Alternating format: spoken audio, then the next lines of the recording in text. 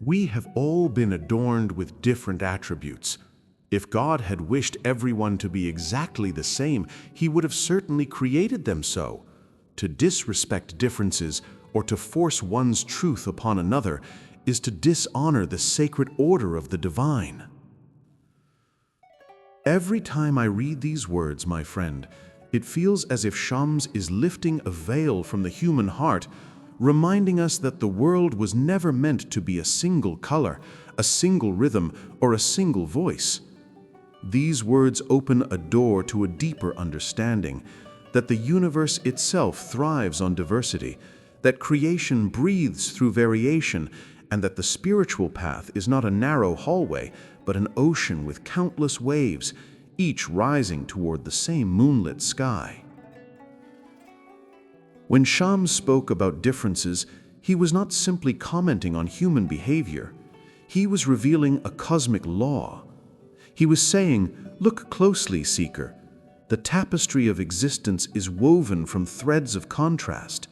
Night and day, fire and water, grief and joy, silence and speech, none of them exist alone. And you too are a part of this sacred harmony. You were not meant to mirror your brother, nor to erase your sister. You were created to be you, and in that uniqueness lies your offering to God."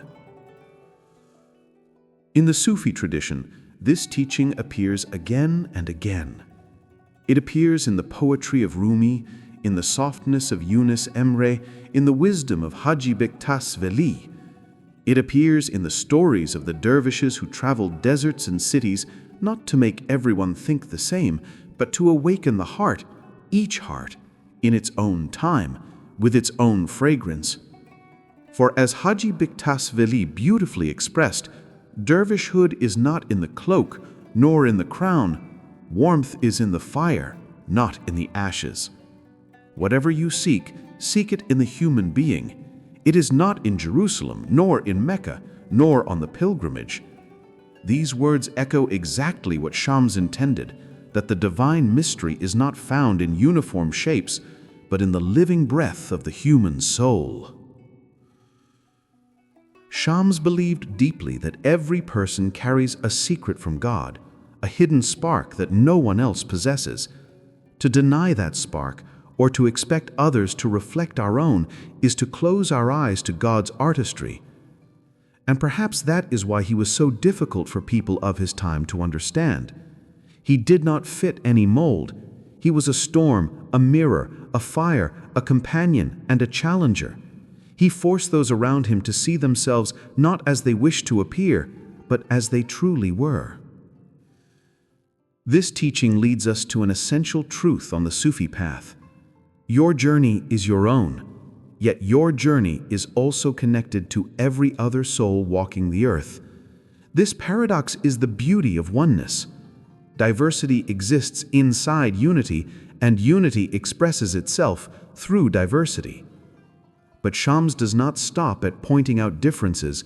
He warns us, when you try to impose your truth on others, something sacred breaks. You disturb the delicate harmony of the heart. Because the ego loves sameness, it feels safe when the world mirrors its beliefs. But the heart thrives in differences, because it is differences that stretch the heart, humble it, and teach it to love without conditions.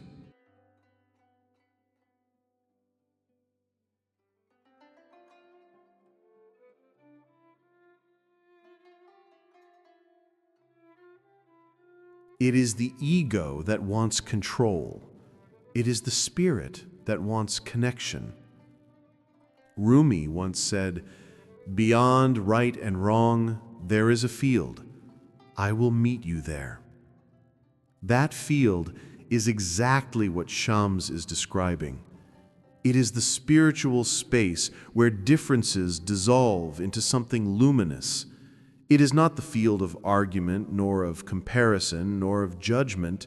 It is a field of presence, a field of sincerity, a field where you and I can stand with our different stories, different wounds, different joys, and still recognize each other as travelers in the same desert, resting under the same stars.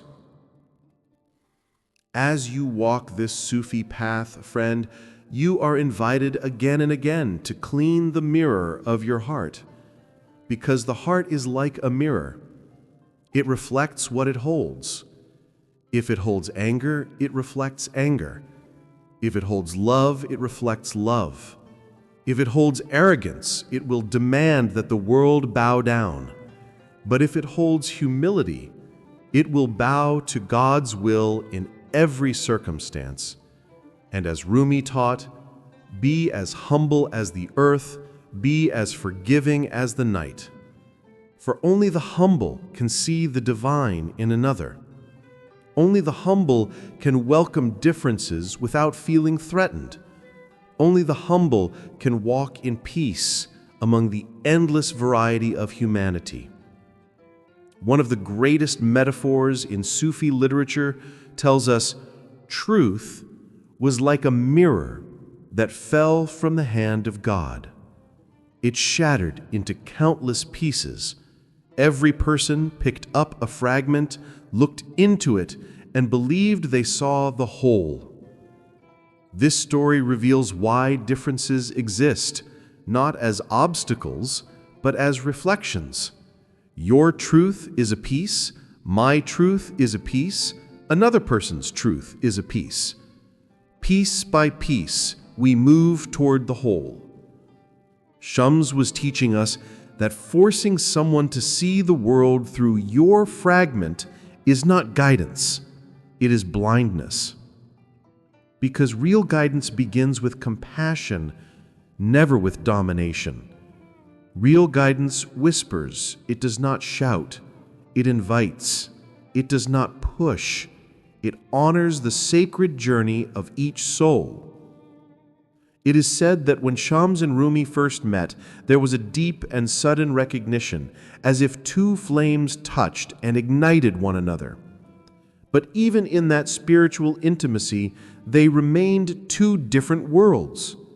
Shams was fire, unpredictable, intense, consuming. Rumi was water, deep, vast, seeking shape. And yet their differences did not divide them, they completed one another. The way night completes day, the way silence completes music. Difference, my friend, is not separation. Difference is the very thing that allows unity to be meaningful.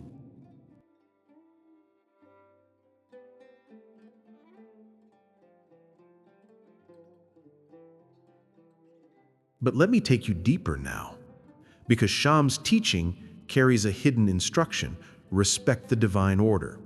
And respecting the divine order means respecting the divine will. If Allah had wanted uniformity, He would have created it. The fact that He didn't is an intentional lesson.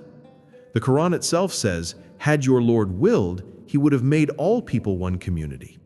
The message is clear. Diversity is a form of worship. Every soul, every temperament, every path is part of God's sacred design. So when you reject someone because they do not resemble you, you are not rejecting them, you are rejecting the divine wisdom that shaped them. At this point, Ibn Arabi's insight becomes essential. Do not become so lost in your own belief that you deny the beliefs of others. Ibn Arabi, like Shams, understood that the heart must be vast. The heart must be like an ocean, capable of holding many rivers. The narrow heart is a prison. The vast heart is a sanctuary. And truly, the Sufi path is nothing but the widening of the heart. This widening begins with an inner fire, because to see the divine in others, you must first burn away the illusions within yourself. You must burn away prejudice, burn away fear, burn away the old stories that whisper, only my way is right. These are veils, not truths, and the fire of love is what burns them.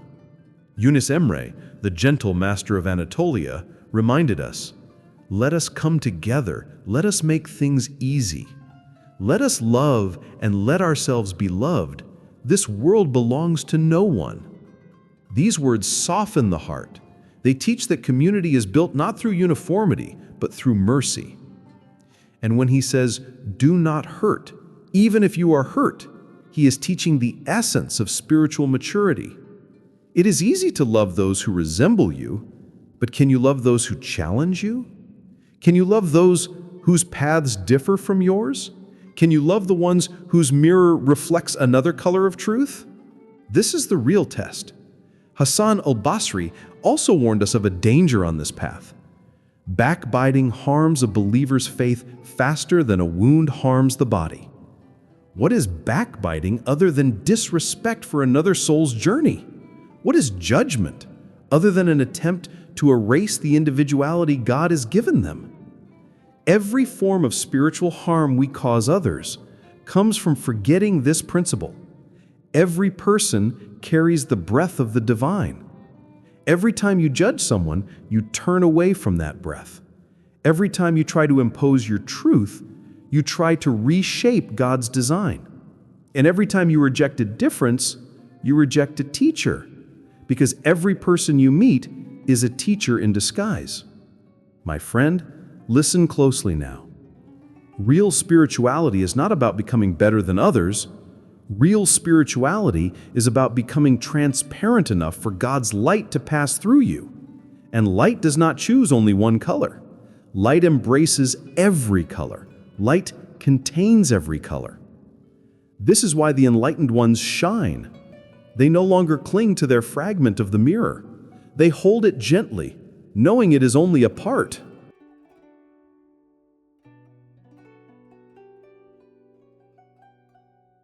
So let me take you deeper into the heart of what Shams was pointing toward. When he warned against imposing your truth on others, he was not simply speaking about social harmony. He was speaking about spiritual blindness. Because the moment you try to force another soul to think, feel, or believe exactly as you do, you have already forgotten that God breathes differently into every heart. Each soul is a unique signature of the divine. Each temperament is a brushstroke in the cosmic painting. Each longing, each wound, each joy, each fear, these are the handwriting of God upon the human heart. When you deny someone's difference, you erase a line of that handwriting. In many stories of the early Sufi masters, we see the same truth reflected. There is a story told about Bayezid Bastami. One of his students once asked him, "Master, why does God create so many differences among people?"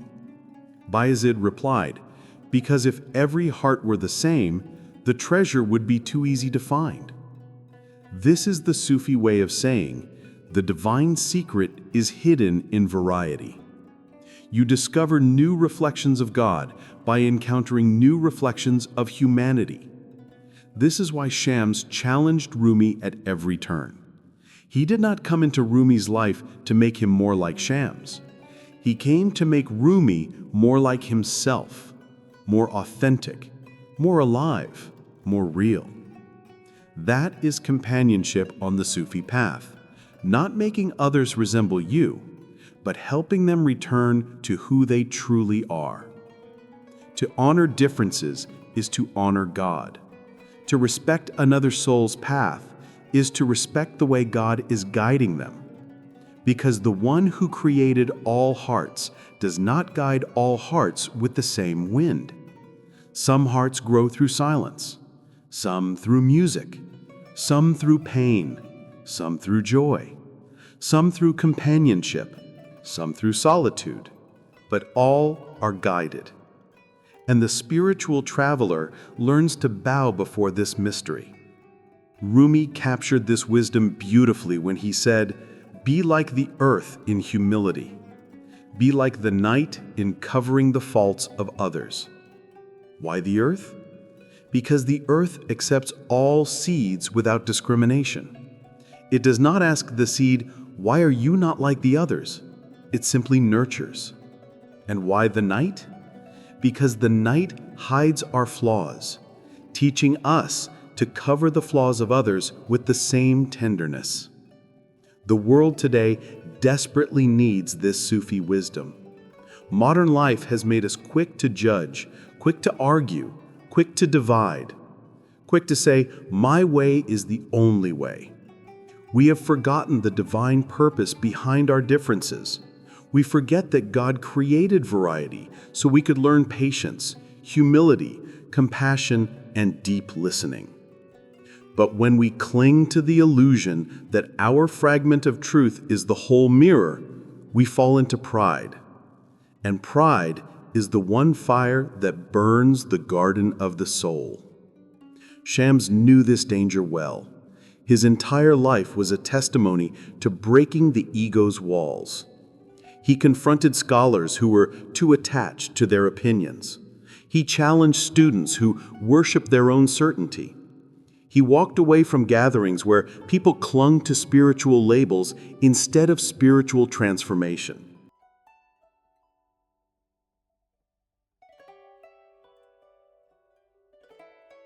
He was teaching the world you cannot serve God while worshiping your own idea of truth. The real truth humbles you. It softens your voice. It makes you listen more and speak less. It makes you curious instead of defensive. It makes you say, perhaps this person carries a secret from God that I do not yet understand. This is why the masters always said, do not seek the divine only in the heavens, seek him in the human being.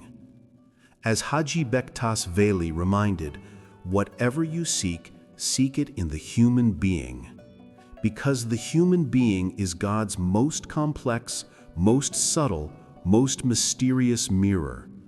And every mirror reflects a different angle of the same light.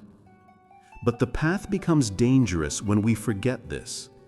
Ibn Arabi warned us clearly, do not become so lost in your own belief that you deny the beliefs of others. He was not advocating confusion, he was advocating humility. He was saying, trust your path, but do not make your path into an idol. Because idols are not only made of stone, they can also be made of opinions, certainties, and rigid ideas. When your belief becomes a prison for your heart, it has already stopped being belief. True belief expands you. It makes you gentle. It turns your heart into a sanctuary where others can rest.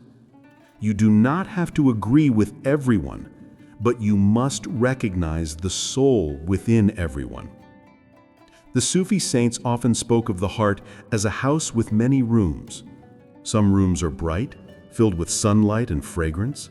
Others are dim, untouched, waiting to be cleaned. Differences between people often come from which rooms they live in. Your task as a traveler is not to drag someone into your room, but to guide them gently toward the light within their own house. If you have walked farther on the path, then be patient with those who are still learning to walk. If your heart has become spacious, then make room for those who are still trapped in narrowness. If you have tasted the sweetness of surrender, then speak with kindness to those who are still struggling against themselves. This is how the masters taught, not through force, through presence. Let me tell you a story from Rumi's Masnavi that illustrates this. In the first book of the Masnavi, there is a tale of an elephant brought into a dark room. Many people came to touch it, trying to understand what it was. One touched the trunk and said, "It is like a pipe." Another touched the ear and said, "It is like a fan." Another touched the leg and said, "It is like a pillar." Each believed they understood the truth, but each only touched a part. Rumi concludes the story by reminding the reader, if they had carried a light, they would have seen the whole. My friend, all of us are only touching a part. That is why we must carry the light of humility, because humility is the only light that reveals unity within diversity.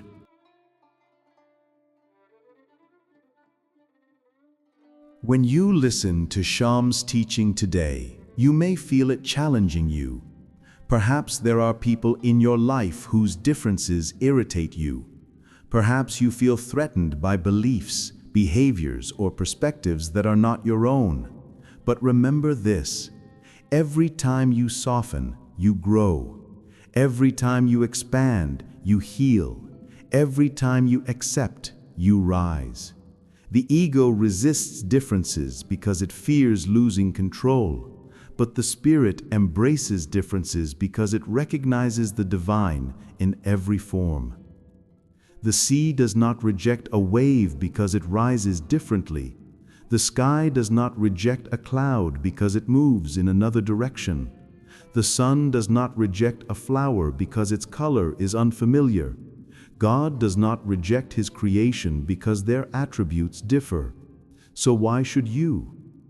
Walk gently, friend. Life is a delicate fabric. Every thread matters. Yunus Emre reminded us, "Let us love, let us be loved. This world belongs to no one."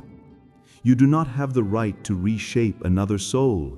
You do not have the right to demand that someone else's heart beat to the rhythm of yours. You only have the right to purify your own heart.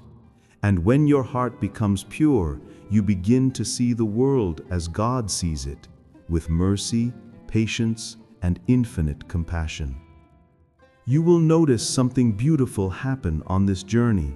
As your heart expands, the fire within you transforms. The fire of anger becomes the fire of love. The fire of impatience becomes the fire of understanding. The fire of judgment becomes the fire of wisdom. And this fire warms others without burning them. This is the fire Shams carried. This is the fire Rumi drank from. This is the fire the dervishes dance around in their sima, as they whirl like planets around the sun, each in their own orbit, each radiating their own light, yet all circling the same center. Mystics never feared differences. They celebrated them because differences reveal the creativity of the divine. And now I want to speak directly to you, my friend. Yes, you, the one listening right now, the one searching, longing, wondering where you belong on this vast path. Let me tell you a secret. You belong exactly where you are. You belong with your questions, your uncertainties, your struggles, your strengths. You belong with your unique temperament, your unique sensitivity, your unique way of loving God.